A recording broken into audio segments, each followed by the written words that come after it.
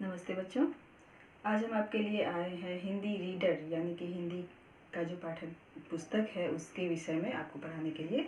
ये है आपका कालिंदी, गुरुकुल पब्लिकेशन का कालिंदी बुक है कक्षा 4 के लिए।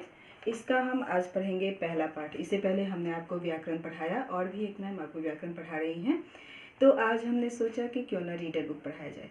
पहला पाठ, ये जो कालिंदी बुक है इसका पहला पाठ, इसका नाम है देश गीत। हम लोग आज देश गीत पढ़ेंगे, पहला पाठ। तो यह है क्या, ये आप सभी सबसे पहले अपने कॉपी पे इस कविता को, ये पूरी कविता हमने यहाँ पे लिख दी है। आप पूरे अच्छे से सुंदर से अपने अक्षरों में और शुद्ध रूप से इसको लिख लीजिएगा। और अभी इसका भावार्थ क्या है इस कविता का, ये आप समझिए हमसे। कवि कहते हैं, इस कविता के जो कवि हैं उनका नाम है हंस कुमार तिवारी। ये कविता लिखने वाले कवि हैं हंस कुमार तिवारी। इनका कहना है कि हमको है अभिमान देश का। हमको मतलब सिर्फ कवि को ही नहीं, हमें भी अपने देश का अभिमान है, आपको भी अपने देश का अभिमान होना चाहिए और है भी। तो क्यों है भाई हमें अपने देश का अभिमान, अपने देश भारत का अभिमान क्यों है हमें? क्योंकि जिसके पांव पखारे सागर, गंगा भरे सवारे गागर। हमारे देश की खासियत ही ऐसी है, खूबी ही ऐसी है कि हमें अपने देश पर अभिमान है, गर्व है। हमें अपने देश पर बहुत अधिक ही गर्व है, अभिमान है। क्यों है? तो जिसका पांव पखारे सागर, दक्षिण में हिंद महासागर हमारे देश के पांव पखारते हैं, और गंगा भरे सवारे गागर, हम सभी गंगा नदी को पवित्र मानते हैं। और इस देश की एक जो खासियत कहिए उसमें से गंगा एक है, जो हमारे देश की खास पहचान में से है। सोए जिस पर स्वर्ग वही तो शीश मुकुट हिमवान देश का। देखिए, हिमालय पहाड़, हिमवान का मतलब होता है, हिमवान का मतलब हिमालय पहाड़। तो हिमालय पहाड़ जो, जिसको हमारे देश का मुकुट कहते हैं, भारत के शीश मुकुट कहते हैं, उस पे स्वर्ग को भी विश्राम करने का मन करता है। यानी स्वर्ग भी यह चाहत स्वर्ग में रहने वाले भी रखते हैं कि हिमालय पे आके विश्राम करें। तो ऐसा जो हमारा देश है इसका तो हमें गर्व होगा ही, अभिमान होगा ही। इसीलिए कवि का कहना है कि हमको है अभिमान देश का। दूसरे पैरा आते हैं इसमें, यहाँ पे, जिसके रजकन काकर चंदन, झुक झुक नभ करता पदवंदन। रजकन का मतलब होता है, यहाँ रजकन का मतलब है कि धूल। तो हमारे देश की जो मिट्टी है, यहाँ की जो धूल है, उसका चंदन करके, उसका तिलक लगा के, नभ करता पदवंदन, तिलक लगाता है। और आकाश भी चाहता है कि हम झुककर इसके, हमारे देश के यानी कि भारत की मिट्टी का, धूल का तिलक लगाएं। ऐसा महान हमारा देश है।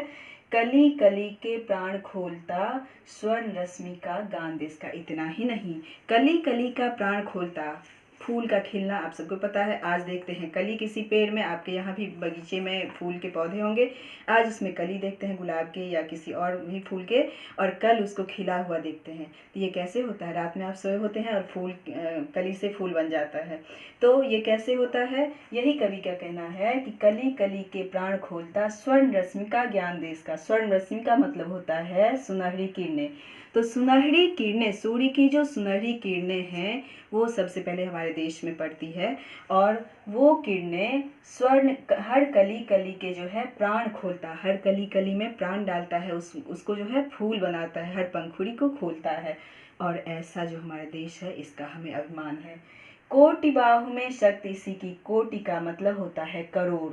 तो करोड़ों बाहु में, हमारे देश में बहुत, जितनी भी आबादी है 130 करोड़ जनता की, सब में इसी की जो है शक्ति है। किसकी शक्ति है? हमें हमारे देश पे गर्व है, घमंड है, हमारे देश पे अभिमान है, हमारा देश ऐसा है इसका। और कोटि प्राण में भक्ति सी की, कोटि प्राण, करोड़ों प्राणों में हमारे देश के प्रति भक्ति है। कोई भी अपने देश की, अब आप छोटे बच्चे हो फिर भी आपके देश के प्रति यदि कोई बुरा बोलेगा, गलत बोलेगा, तो आप सुनना नहीं चाहोगे, और यही होना भी चाहिए। हम भारतीय हैं सबसे पहले, तो हमें अपने देश में के लिए क्या है? कोटि बाहु में शक्ति इसी की। किसकी शक्ति? हमारे देश भारत की शक्ति। और भक्ति किसकी? हमारे देश भारत की भक्ति। कोटि कोटि कंठों में गुंजित, करोड़ों करोड़ कंठों में यही गुंजित है। क्या गुंजित है भाई? मधुर मधुर जयगान देश का। क्या गुंजित है? करोड़ों करोड़ कंठों में अपने देश का जयगान, भारत माता की जय, भारत माता की जय।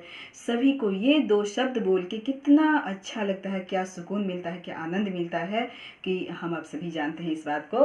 तो इसीलिए हमको है अभिमान देश का, इसीलिए हमारे देश में इतनी सारी जो खूबियाँ भरी पड़ी है, जिसका हिमवान मुकुट है, यानी हिमालय शीर्ष का मुकुट है, हिमालय मुकुट रहते हुए और इसके पांव पखारते हैं सागर, और गंगा इसकी खूबी है, खासियत है, पवित्रता है। और जिस देश के करोड़ों करोड़ व्यक्ति के मन में इसके प्रति भक्ति है, जिस देश के करोड़ों करोड़ व्यक्ति की शक्ति यह हमारा देश है, तो इसका हमें अभिमान है। और यह पाठ आपका खत्म हुआ। इस पाठ से जो शब्दार्थ आए हैं वो हम आपको बता देना चाहते हैं। पखारना, यहाँ जो है जिसके पांव पखारे सागर, तो पखारना का मतलब होता है धोना। सागर इसके पांव पखारते हैं। दक्षिण में जो हिमालय है, जो ये हिंद महासागर है, वो जो पांव पखारता है, यानी भारत को छूते हुए, इसीलिए कहे हैं यहाँ पे कि पखारना। हिमवान का मतलब हमने बता दिया कि हिमालय। रजकण, रजकण का मतलब होता है धूल। स्वर्ण रश्मि, इसका मतलब होता है सुनहरी किरणें, सुबह की जो किरण है एकदम सबसे पहली पहली किरण, वही। कोटि का मतलब होता है करोड़। अब हम आपको बताते बच्चों, इस पाठ को शब्दार्थ पढ़ने के बाद, पाठ से शब्दार्थ पढ़ने के बाद, अब इसको हम गा के बताते हैं कि इसको आपको कैसे गायन करके पढ़ना है, क्योंकि यह देश गीत है। तो देश गीत को गाना है आपको। जब आपकी स्कूल खुलेगी और आप वहाँ आओगे तो गा के हमें बताओगे। तो इसको आप ऐसे गा सकते हैं। हमको है अभिमान देश का, हमको है अभिमान देश का, जिसके पाँव पखारे सागर, गंगा भरे सवारे गागर, सोए जिस पर स्वर्ग वही तो, सोए जिस पर स्वर्ग वही तो, शीश मुकुट हिमवान देश का, हमको है अभिमान देश का, हमको है अभिमान देश का, जिसके रजकन का कर चंदन, जिसके रजकन का कर चंदन, झुक झुक नभ करता पद वंदन, कली कली के प्राण खोलता, कली कली के प्राण खोलता,